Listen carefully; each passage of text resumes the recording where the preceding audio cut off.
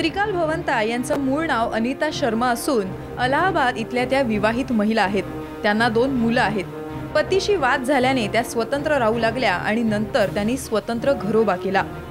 निधी जमवण्यासाठी त्यांनी NGOची स्थापना केली। अनेक स्थानिक लोकांशी वाद झाल्याने त्या वादग्रस्तही ठरल्या।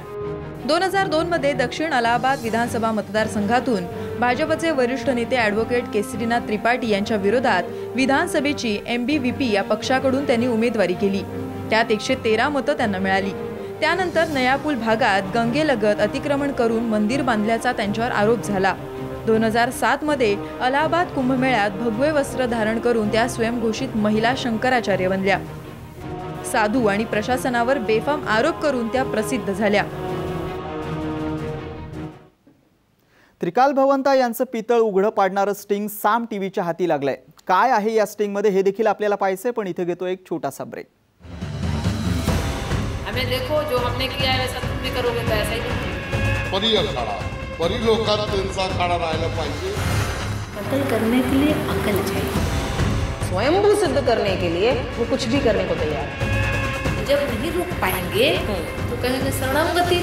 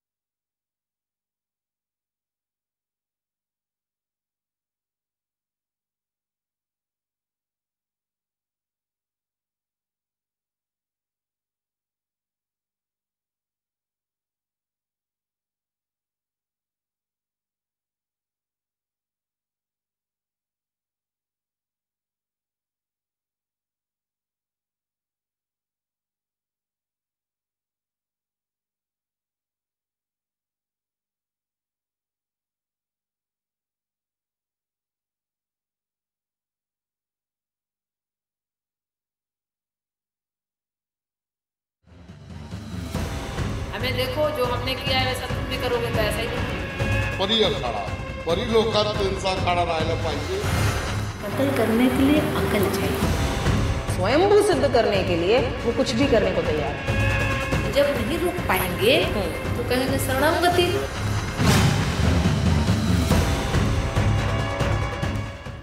ब्रेक नंतर आपलं पुन्हा एकदा स्वागत। साध्वी त्रिकाल भवंता या 5 लाखापासून 15 लाखांपर्यंतची रक्कम घेऊन महामंडलेश्वर शंकराचार्य यासारखी पदं वाटत फिरत असल्याचं उघड झाल्यानं खळबळ उडाली आहे।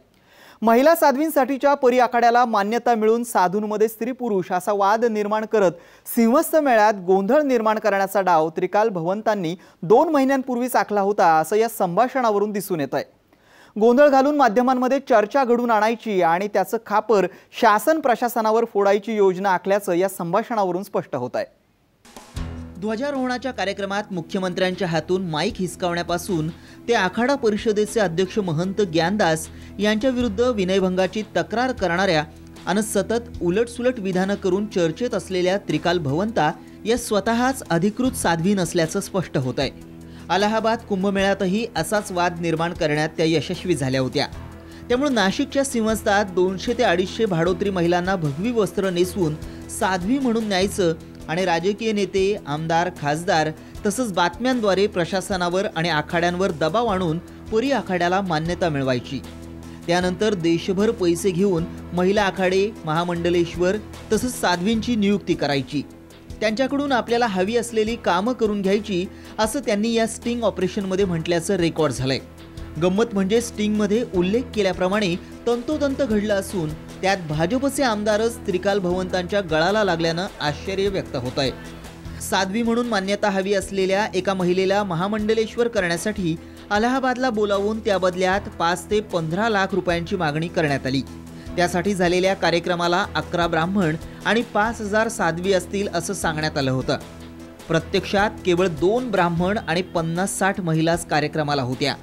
तसंच पैसे मागितल्यानं शंका आल्यावर या महिलेनं त्रिकाल भगवंताला आपल्या घरी बोलावून स्टिंग ऑपरेशन केलं। या स्टिंगमध्ये अमरनाथ हा त्रिकाल भगवंता यांच्यासाठी पैसे वसुली करतो असा उल्लेख आहे। त्यातल्या धक्कादायक संवादातून सिंहस्थाच्या आयोजनात गोंधळ उडून आखाड्यांची व्यवस्था, साधू आणि प्रशासनाविषयी अविश्वासाचं वातावरण निर्माण करण्याचं त्यांचं मिशन होतं। त्यांच्या संवादात त्या वारंवार मिशन असा उल्लेख करत असल्यानं त्रिकाल भगवंता यांच्या मागे कोणत्या शक्ती आहेत याबाबत संशय निर्माण होतो। अभी तो 2 महीने का टाइम है, इसलिए गंभीरता से डिस्कस करो। किसी भी स्थिति में मिशन सक्सेस करना है। सक्सेस नहीं होता तो कोई फांसी पे थोड़े ना लटकाएगा असं त्या म्हणतात। त्रिकाल भगवंता या सांसारिक महिला होत्या। सिंहस्थासाठी केलेल्या प्लॅनमध्ये 5 शंकराचार्यांना बोलवायचं तसंच त्यांना 5100 रुपये द्यायचे। शक्य झाल्यास काही सेलिब्रिटीज आणि संपर्कात असलेल्या साध्वी 4 बस भरून महिलांना घेऊन येतील। त्यांना भगवे कपडे दिले जातील।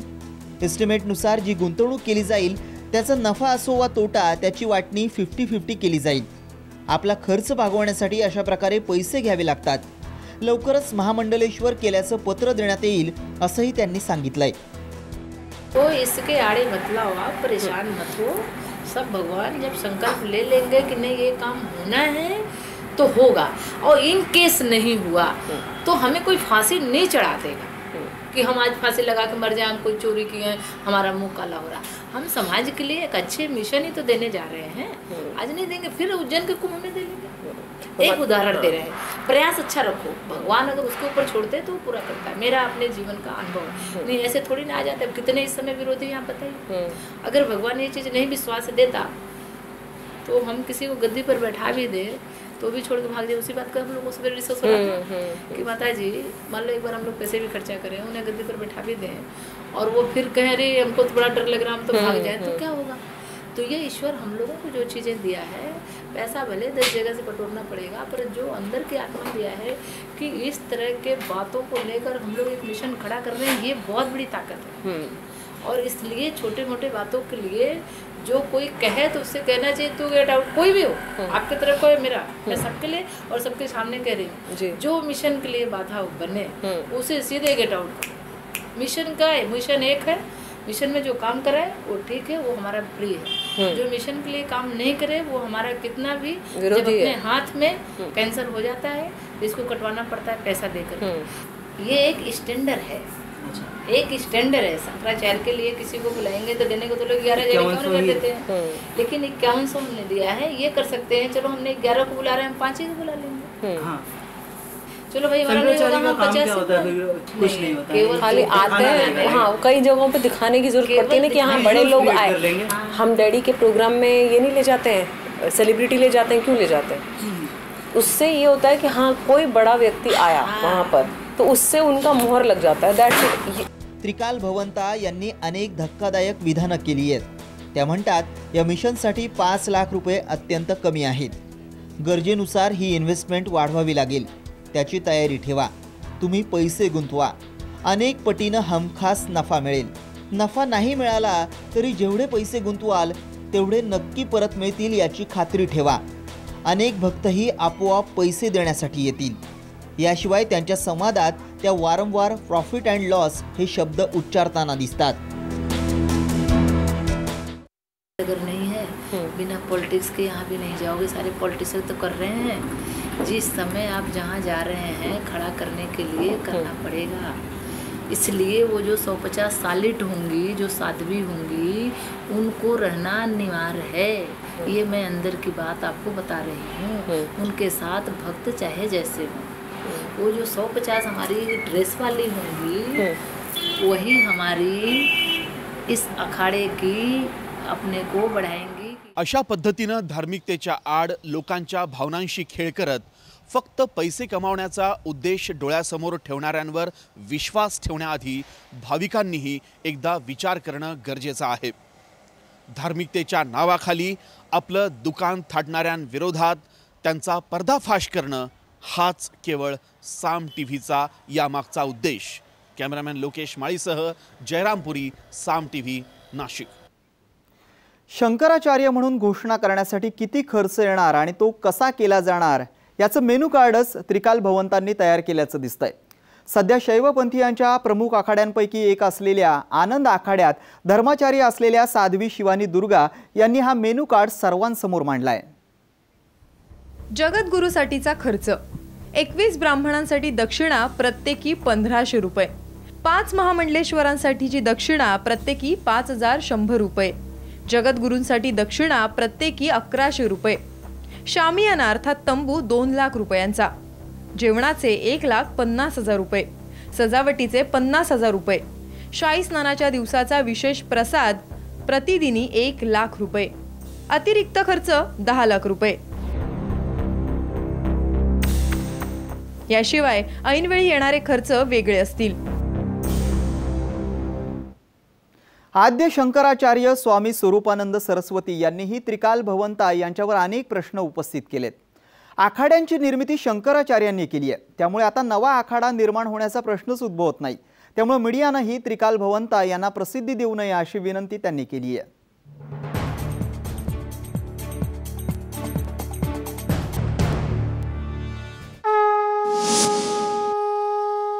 महिला साध्वी जो अलग अखाड़े की मांग कर रही हैं और अलग शाही स्नान के लिए जगह और समय की मांग कर रही हैं, उसके ऊपर क्या कहेंगे? इस संबंध में तो ऐसा है कि जो 13 अखाड़े हैं ये किसी संप्रदाय के अनुसार हैं और महिला कोई आचार्य नहीं है. महिला जो है वो सभी के साथ है. इसलिए अखाड़े के रूप में इनको मांग करने की अपेक्षा इनको स्नान करने की मांग करनी चाहिए. स्नान करने के लिए किसी को रोका नहीं जा सकता. लेकिन अखाड़े वाली बात जो है, जिनकी जाति में आप सम्मिलित होना चाहती हैं उनकी भी सम्मति चाहिए. तो उनसे आप बात करिए. प्रशासन से उसका क्या लेन देन. तो ऐसा कोई अखाड़ा नया स्थापित नहीं हो सकता? कैसे हो सकता है? उसके लिए आचार्य होना चाहिए. कि जो है आदि शंकराचार्य ने 7 अखाड़े बनाए, ऐसा कोई आचार्य है. क्योंकि जितना भी विचार होना चाहिए शास्त्रों का मंथन हो चुका है और वर्षों पहले हो चुका है. तो अब नए सिरे से और कौन सी बात है. वो खुद को जगतगुरु कहती हैं. खुद उनके जो लेटर हेड है उसके ऊपर जगतगुरु त्रिकाल भवंता ऐसे लिखा जाता है. तो साधु समाज के ओर से इस पर कुछ विरोध जताया जाएगा? ऐसा है कि हम लोगों को इस संबंध में कुछ कहना नहीं है. इसलिए कि जैसे आप हमसे अभी बात कर रहे हैं, इसके बाद आप पंचायत बैठा लोगे, कुछ हमारे विरोधियों को बैठा लोगे, भगवान महंता को बैठा लोगे, वो कुछ कहेगी, शंकराचार्य कुछ कहेगी. ये हम नहीं चाहते. हमसे अगर आप निर्णय लेना चाहें तो इस बात को फिर अंतिम होगी और आप किसी से ये पूछेंगे नहीं. तो इसका उत्तर ये है कि नया अखाड़ा ये नहीं बना सकता.